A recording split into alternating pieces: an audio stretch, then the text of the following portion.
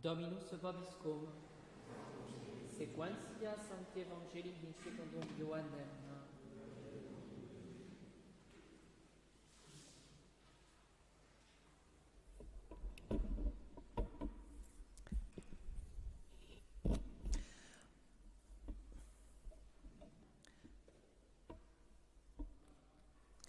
En ce temps-là, Jésus se rendit au mont des Oliviers, mais dès l'aurore il revint dans le temple, et tout le peuple se rassembla autour de lui.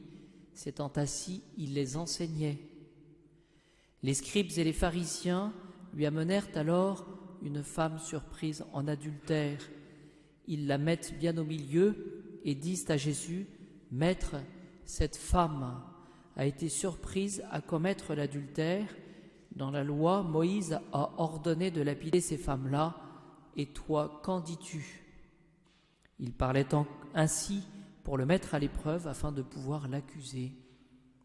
Mais Jésus, se baissant, se mit à écrire avec son doigt sur le sol. Comme il persistait à l'interroger, il se redressa et leur dit: « Celui d'entre vous qui est sans péché, qui lui jette la première pierre. » Puis il se baissa de nouveau et se mit à écrire sur le sol. Mais eux, après l'avoir entendu, s'éloignèrent l'un après l'autre, en commençant par les plus âgés. Jésus resta seul, et la femme était toujours au milieu. Alors, se redressant, il lui dit: « Femme, où sont-ils ceux qui t'accusaient ? Personne ne t'a condamné ?» Elle répondit: « Personne, Seigneur. » Jésus reprit: « Moi non plus, je ne te condamnerai pas. Va, et désormais ne pêche plus. »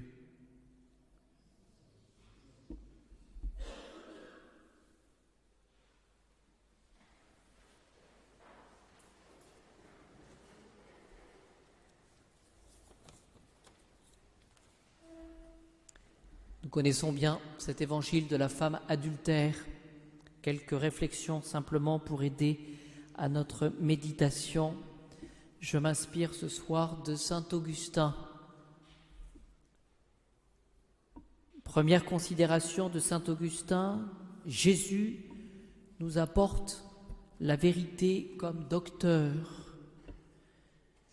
Jésus nous apporte la douceur comme notre libérateur. Jésus nous apporte la justice comme celui qui connaît tout.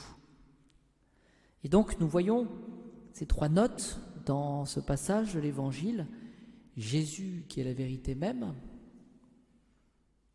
Jésus qui est doux, c'est humble de cœur, et Jésus qui est juste.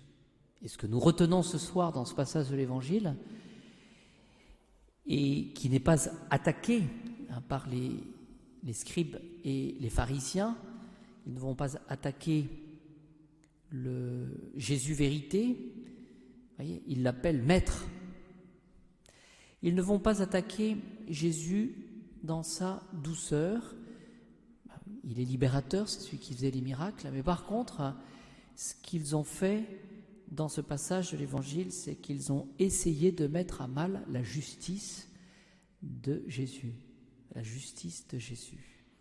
Et c'est pour ça que nous voyons la façon dont Jésus a réglé ce problème de la justice. Mais vous aurez la solution plus tard.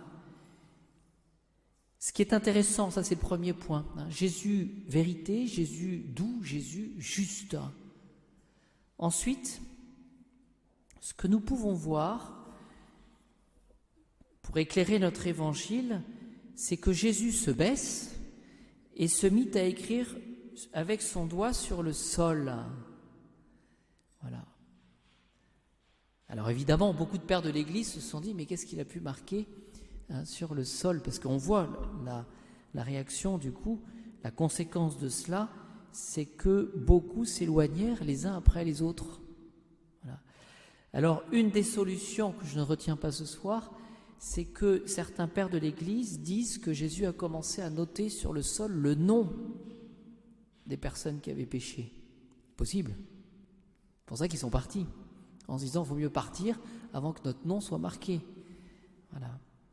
En tout cas, ce qu'on peut retenir à la suite de saint Augustin, c'est que, tout d'abord, Jésus se baisse. Vous voyez, il se baisse. Et c'est pour, nous dit saint Augustin, nous montrer qu'il faut s'humilier. Voilà. Et que même Jésus, qui est tout puissant, s'humilie pour opérer même un miracle. C'est-à-dire qu'il nous montre l'exemple de l'humilité. Il se baisse, voilà, comme personne du Christ. Il nous montre cet exemple de l'humilité avant de régler un problème. Vous voyez, on n'arrive pas comme ça, en juge suprême, on se met sous le regard de Dieu. Ensuite, saint Augustin dit que Jésus écrit sur le sol pour montrer que le temps était venu pour écrire la loi, donc ce qu'il fallait faire, non plus sur une pierre stérile, sous-entendu les pierres des 10 commandements, la pierre des 10 commandements, mais sur la terre. Il va écrire sur la terre, Jésus, la loi, pour nous inviter à produire des fruits. Et c'est assez intéressant de constater que saint Augustin va attacher de l'importance finalement, quelles que soient les situations, attacher de l'importance aux fruits qui sont portés. Vous voyez, c'est-à-dire que pour nous, c'est un bon exemple aussi lorsqu'il s'agit bien de décider, de juger d'une certaine manière. Bien, voyons les choses jusqu'au bout et avec les fruits qui sont possibles. Il faut vraiment tenir compte de tout.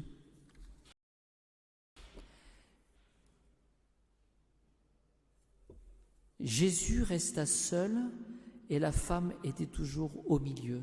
Alors que Jésus, on le voit, il revint dans le temple et au début de l'évangile, il est question de tout le peuple se rassembla autour de lui.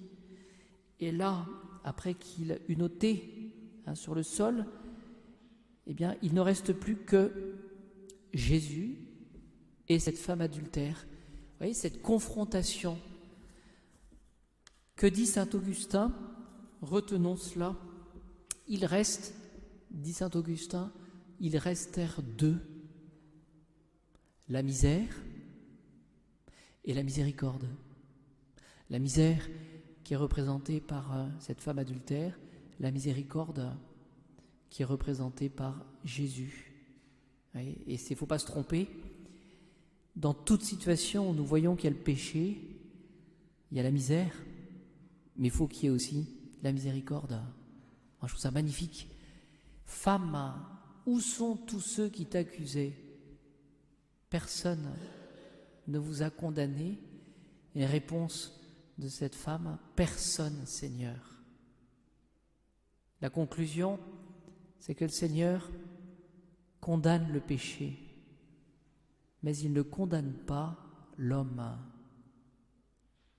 Alors, essayons, avec cet évangile, bien de suivre cet exemple du Christ Jésus.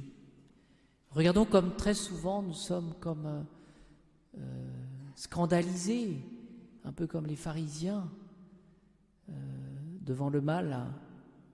Bien, essayons de faire toujours cette distinction et pour imiter Jésus qui est juste et qui voit les choses qui sondent les cœurs, eh bien, essayons toujours de faire cette distinction entre le péché, qui est toujours condamnable, et le pécheur, qui doit faire l'objet de la miséricorde.